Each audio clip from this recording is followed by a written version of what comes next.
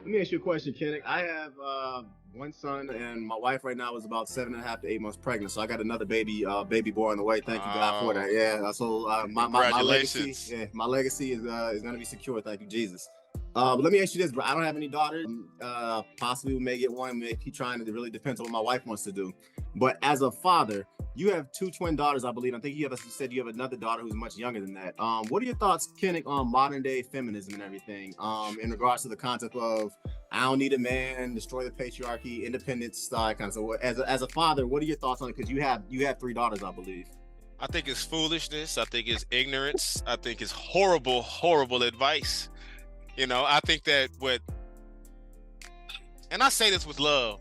At times I know I could talk stern, and the truth is stern. It requires no apology. So it is what it is. But many women who I hear talk like that are speaking from a place of trauma, and they are tainting the next generation by pushing that rhetoric. Yep. There's so much stuff that I've seen my daughters that I've had to kind of protect them from, and it's a touch subject because this is what I'm saying. Women don't take feedback the greatest. You know what I mean? Unless you're speaking about their positive attributes, a lot of them don't want to hear it. I'm sorry, sisters. I say this with love, but it is what it is. Like Stop it is. promoting feminism. The strong, independent woman that don't need a man is one of the dumbest things that a woman could ever say. Being a single mother is not a thing unless you're a widow. You're not a single mother unless you're a widow. If your children of your father is alive, you're not a single mother. You're a single person. But the father is still alive. And I think a lot of what the feminism rhetoric is doing is promoting a lot of parental alienation.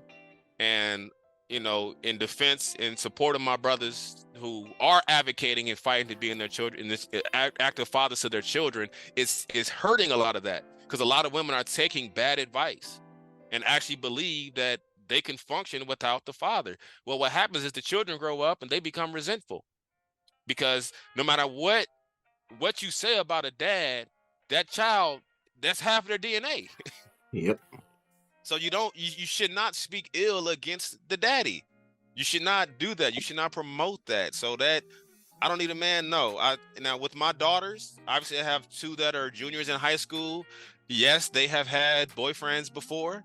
I'm blessed that we have open dialogue, and that's the best thing that I can do as a dad is just encourage them to talk to me, open up to me about everything, create that safe space, be the role model and example of the type of man that I would want them to interact with. And when I see and hear, because they get influenced by the world, I've seen my daughters have done things and they know daddy don't lie, so I'm gonna say it with love. But natural eyelashes are way more beautiful. Can I say it? Can I just speak freely, man? Real talk, bro. I have never, ever in my life, ever been with my boys at, I don't know, a club, a bar, wherever, church, wherever, and said, yo, she got some sexy eyelashes. I have never said that. we don't say that kind of stuff. Bro, to your point, that's what's called, women are trying, and ladies, correct me if I'm wrong. Please, if you see me in the streets and you hear this interview, you want to correct me or you want to email me, whatever, through our brother, please correct me. But a lot of the things that women are doing are to impress women. Because to your point, bro, man, we don't ever talk like that. I ain't never like, man, you see her, bro, I just wish she had better eyelashes, bro. She be bad with better, no. I wish she had faker hair. Yeah, ladies, we don't talk like that. That ain't how we talk. No. Good. Every man prefers natural beauty. Every man. I will argue that because you know why? Men ain't doing that. At least you shouldn't be. You should not be. As a man, you should not be sitting there painting on your hairline. Just shave your head, bro. It's okay. Let it go. You should not be doing many of the things that I've seen some brothers do. I'm like, bro. Yeah. It's weird, coloring your beard. Look, I understand, bro, but as soon as you sweat, man, you got this gap in your chin. So no, I think we as a society need to return to embracing our natural beauty. I think God made us perfectly as we are, and we need to accept the image that we were made in, embrace it, and love it. But the feminism stuff, man, I would gladly say, please stop. Ladies, stop. just to piggyback off you about that, I think Kenick, me and you are both in agreement. If our daughter, I don't have a daughter yet, but let's say that, let's say I do. Let's say one day my wife and myself, we have a daughter. I want my daughter to have the same opportunities economically, professionally, socially, and everything as my sons. It's as simple as that. So if you call that feminism, I'm 100% ride with it. What I don't ride with, though, is the concept that I see what's currently happening, where they're essentially trying to take men, particularly men who look like us, out of the household, destroy the patriarchy and things of that nature. Because I'm a finance dude, so I'm an engineer. To me, 1+1 will always be 2. When I look at the numbers, essentially, of single parent homes versus the resources that are given to kids who grow up in 2-parent homes, it is completely different. Children who grow up in 2-parent homes are literally 4 times more likely to move from poverty into the middle class. Children who grow up in a single parent home, particularly a baby mama household, are 4 times more likely to move from the middle class into poverty. Why do you think immigrant communities do so well when they come to America? Because they stay married and they don't get divorced. On top of that, if you take a look at some of the other numbers, I'm just telling like it is. If you take a look at some of the numbers, based off a book that was written in 2018, called The Boy Crisis, 90% of homeless and runaway children come from single mother homes. 85% of men who sit in federal prisons come from single mother homes. 85% of children with behavioral disorders come from single mother homes. 80% of come from single mother homes, and 71% of high school dropouts come from single mother homes. And there are like the statistics that basically you can find online. You can find this book as well, The Boy Crisis, that was written by a PhD, about all the dangers of I would say trying to become a single parent, because that's not the way God intended it. At the end of the day, he wants men and women. Our bodies fit together for a reason. That's right. Yeah. And after that union, you're supposed to stay together with the individual that you basically marry, you impregnate. So I don't like, if you call that feminism as far as destroy the patriarchy, I'm 100% against it, because I see every day when I'm dealing with stuff with my clients, and every day when I'm in the hood working with different families about their finances, what being a baby mama or what being a whack, sorry father who walks out on your kids, what that does to those children, what it does to the community, and it's destroying our community. Simple as that. Man, bro. What he said. Thank you for bringing statistics and stats. You know what I mean? That's what the financial people do. They run the numbers. But I think there's a lot of very alarming statistics you shared. And don't get it twisted, women. We're not bashing women. I just like to, you know, we love you. Absolutely. We love you enough to tell you the truth. And children deserve both of their parents. We understand life happens. You may not have the greatest of relationship, but do not take it out on that child. I see so many brothers experiencing that type of hardship, and then when the child gets of age, they're confused. Like, you know, I've heard a lot of things. I'm a minister, so I'm privy to a lot, and I think that a lot of people just need to be more understanding that, hey man, we need each other. So if you're a woman that's pushing that narrative, stop it. If you're a woman, know another thing too, yes, Kenick, about it, I see the other side of it as well. So this is what I mean by that. In corporate America, I see these women working I see these women in their late 30s, early 40s, working 70, 80, 90 hours a week, black women, right? And they're making $42,000 a year, chained to a job that treats them like crap, because they know for a fact that woman doesn't have a husband and she's trying to raise 2 kids on a $45,000 to $50,000 a year salary. But the Latinas and the white women, the Asian women who sit right next to her, are also making $45,000, $50,000 a year, but they get up and leave every day at 5 o'clock. They show up at 9:01 and leave at 4:59 every day. Why? Because those women have husbands. Those women live in houses. Those women's kids go to private schools. Why? Because they built a community with their husbands and they're living it up. Whereas, I hate to say this, a lot of the women who look like me in corporate, essentially, I kind of see how they're working 100 hours a week once again, and they have no husband, they have no house, and basically they can't buy property, can't buy land, because it's very hard in capitalism to basically build generational wealth, to buy property, buy real estate, to buy land, if you're making, once again, $48,000 a year working 100 hours a week. Your health goes, your relationship stuff goes. So I see so much how that aspect of feminism has unfortunately played a lot of our people. So it's one thing I just kind of want to push back on. Let me ask you this, Kenick, as well. It takes 2 to tango, obviously. What do you guys say? I know in Christianity, what we say about bums like Future and dudes like that running around making like 10 kids, like 9 different baby mamas. What do you guys say about the guys running around spreading their seed and not taking care of them? Because what's you guys' take on that kind of concept? It's unacceptable. That behavior is a violation of the law. We are law-abiding citizens. You know, husbands must support your wife and children. If you intercourse with a woman, she's your wife. You have a child with that woman, you are responsible to taking care of that child, period. If you can't do that, then you need to be responsible and mature as an adult. There's nothing more disturbing to me than a father turning his back on his children. Yeah. I can't stand that. You know what I mean? My dad can, and that's what I felt he did. So if you're alive and you don't tend to your child and they're walking and they're breathing, like, you know how much I would have wished I could have called my daddy at 11? He did it. I was in 1995. I was 10 years old. So I really, really like it. It's a real personal trigger for me.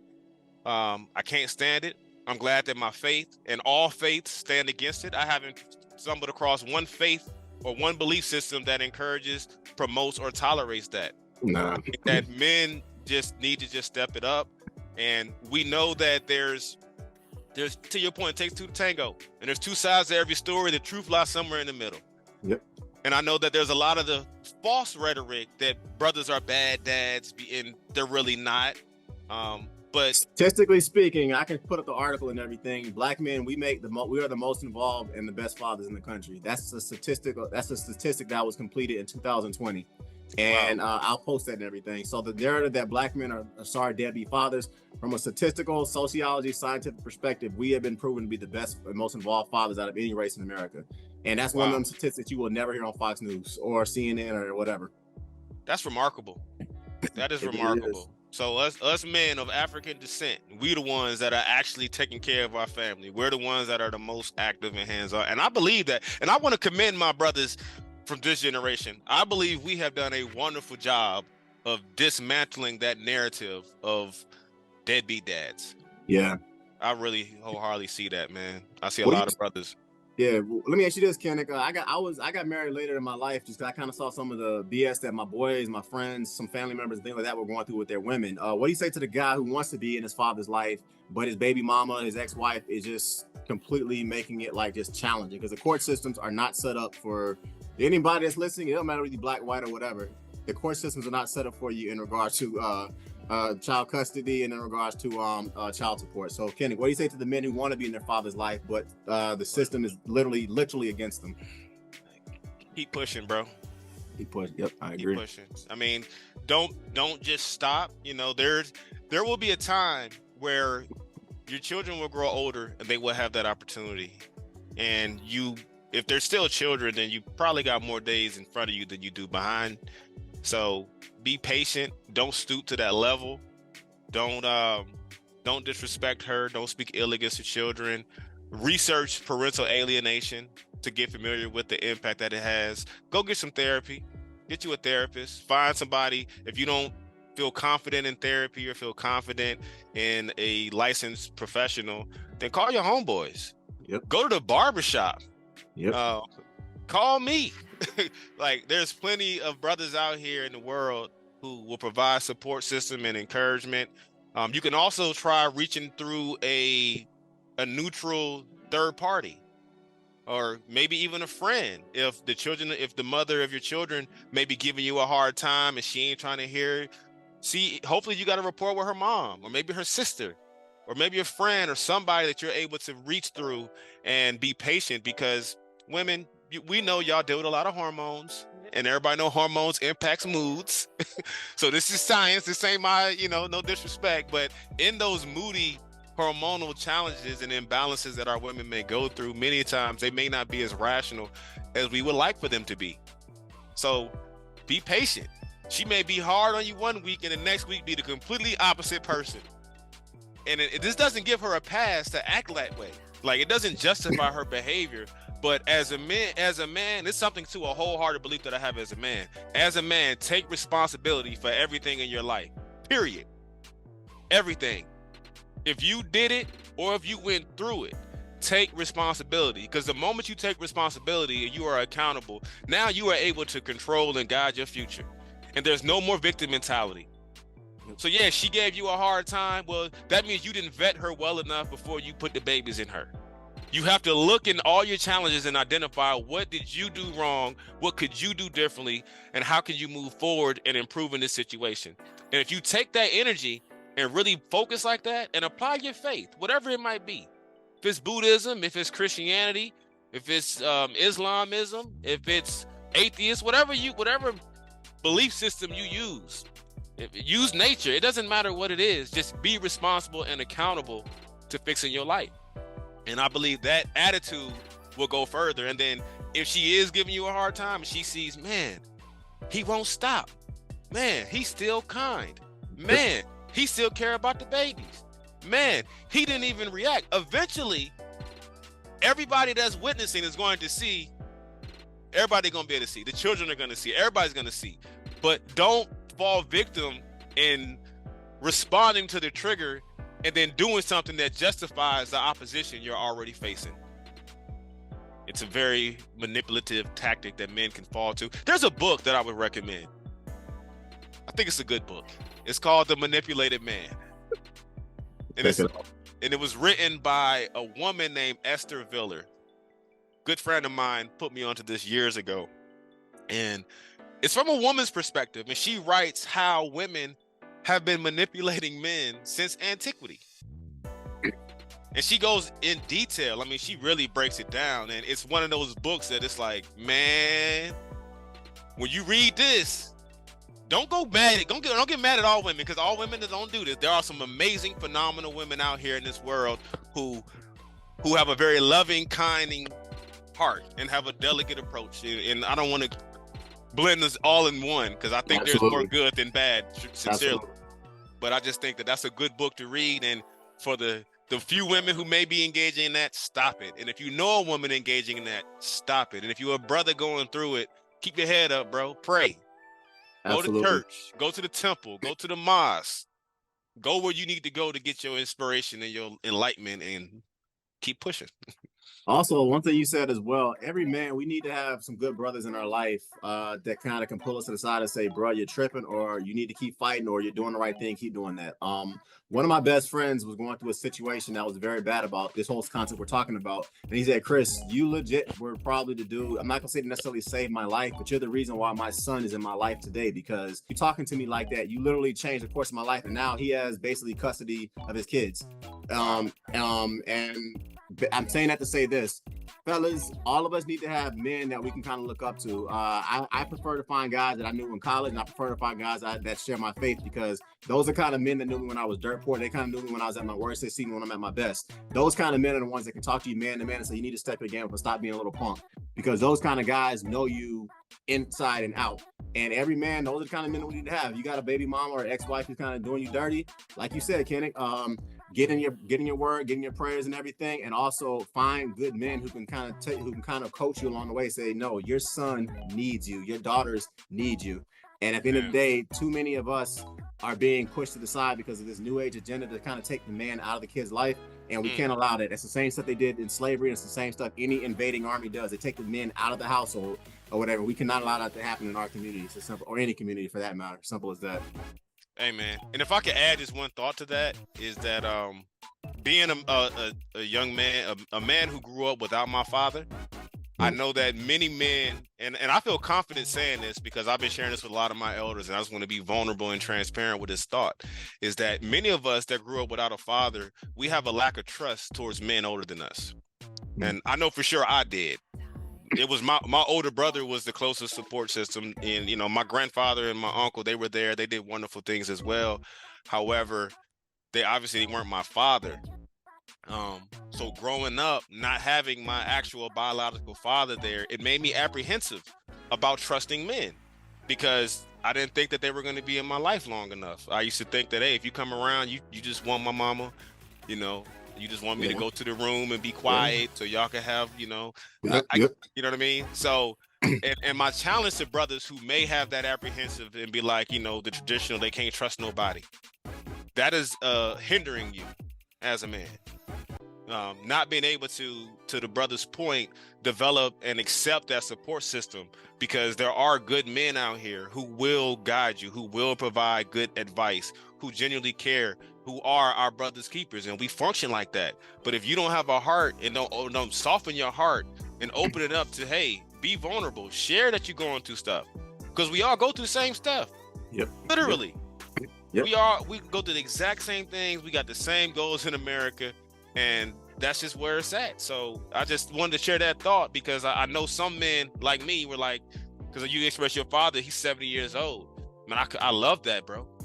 I wish I could call my daddy right now and talk to him about anything. And having him in your life, it helped you, because to this day, you have a man older than you who loves you, but you love your children. Kenick, bro, I'd be a statistic if it was not for my father, man. Sir, real talk. Anytime I meet a black man that's a professional, it ain't even gotta be a professional, you can be whatever. Anytime I meet a black man that actually has a career and a job, and you did not grow up with a black father, in this society that we live in, with all the stuff we got to deal with like racism and unfortunately bad cops and just toxic women and a toxic country that kind of America.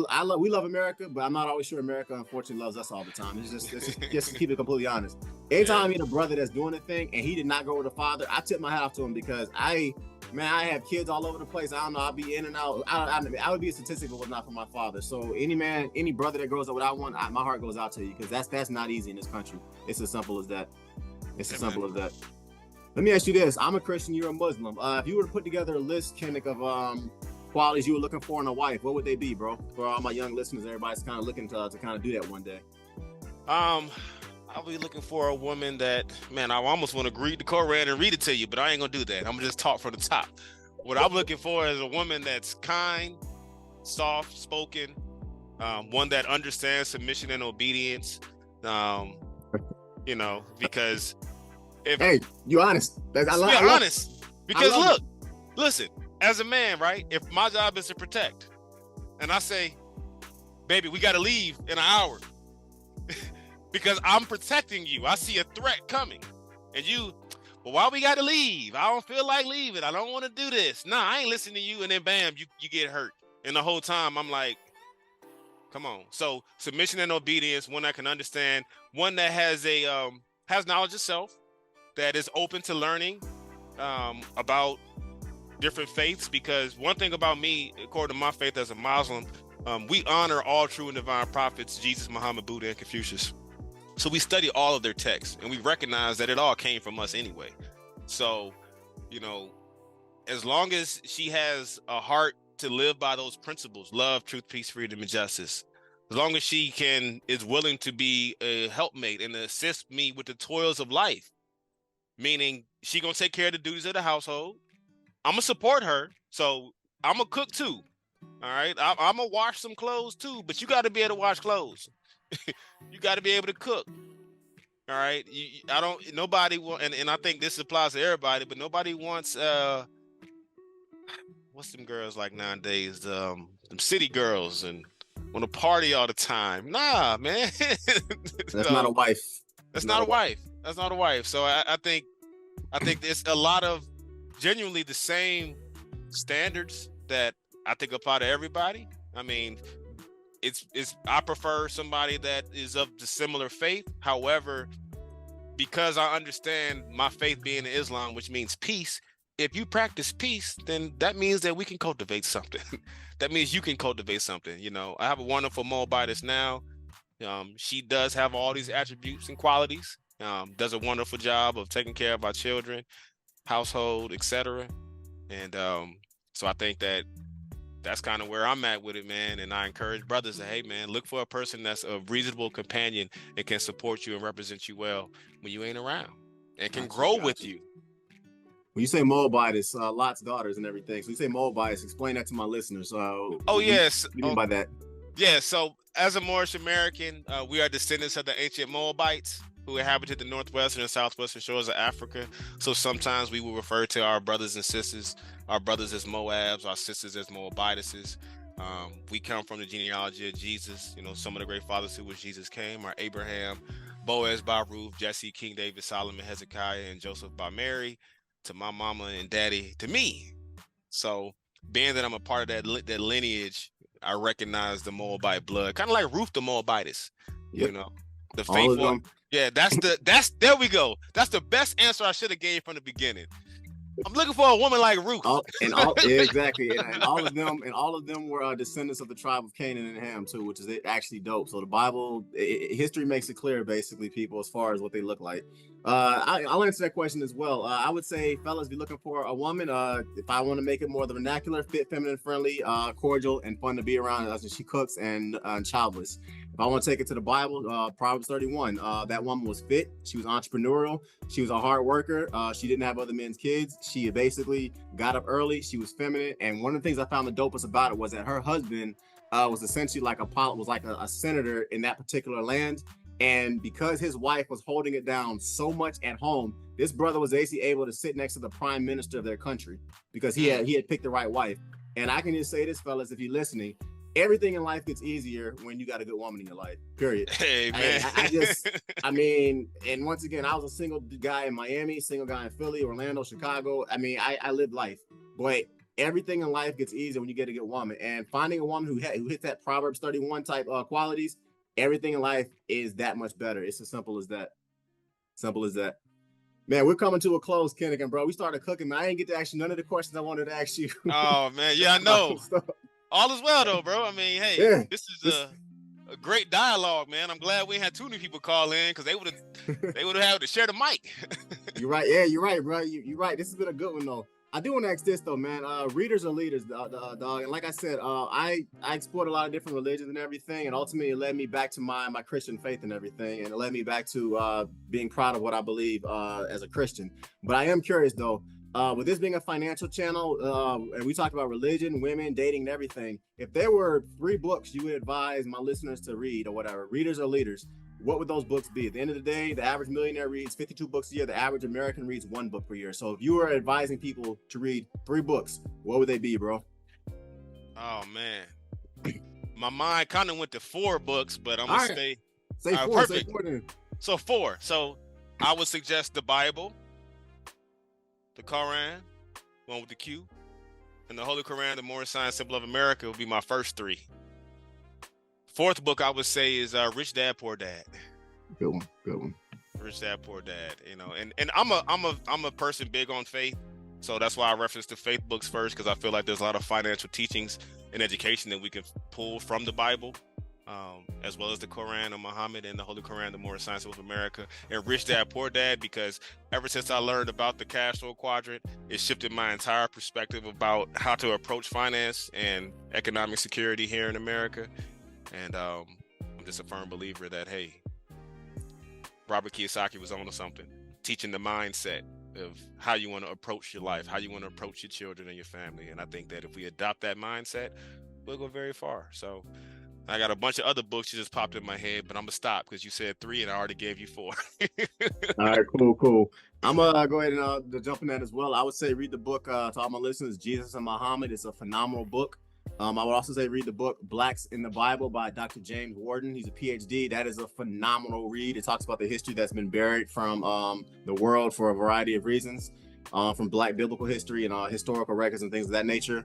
I'll also say the book, The Little Book of Common Sense Investing by Jack Bogle. If you're familiar with my channel, I am a firm believer in passively managed low-cost index funds that have very low expense ratios, and Jack Bogle basically goes to town about that. And the last book I'll tell everybody to read is Black Faces in High Places. That's a phenomenal read by Dr. Randall Pinkett. And he basically talks about what it's like to be the only. If you're the only Black guy, basically in the FBI, if you're the only Black person in corporate America, if you're the only Black person at your religious temple, at your religious church, basically how to move in those circles. Because let's face it, there is a way you have to unfortunately move when you're the only, if you want to call it that. So that's it. Kenny, this has been a phenomenal conversation, bro. I thoroughly enjoyed it, man. And thank you for coming onto the podcast, bro. Thank you for coming onto the podcast. Hey, man, thank you for having me, brother. It's been a blessing. I've truly enjoyed it. I learned some stuff, and I need to talk with you more offline because you about to teach me a whole bunch of stuff, man. And to the listening audience, and my closing final remark would be, look, I love you all. I encourage you all to be yourself.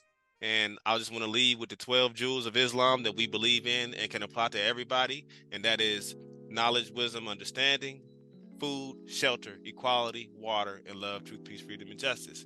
That is what we all need. That's what we're all pursuing, regardless of what your faith or whatever your chosen religion or your belief system is. Let's get those things and let's live together and work together and be better men. So thank you, brother, for having me, man. And I really enjoyed it. Thank you.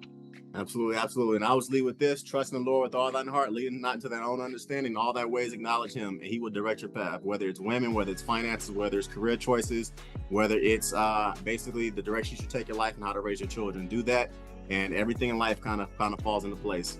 Everybody, this channel Financipation is all about making money. It's all about saving money. It's all about building generational wealth, and it's all about financially emancipating yourself from poverty. You can book a one-on-one session with me at any point.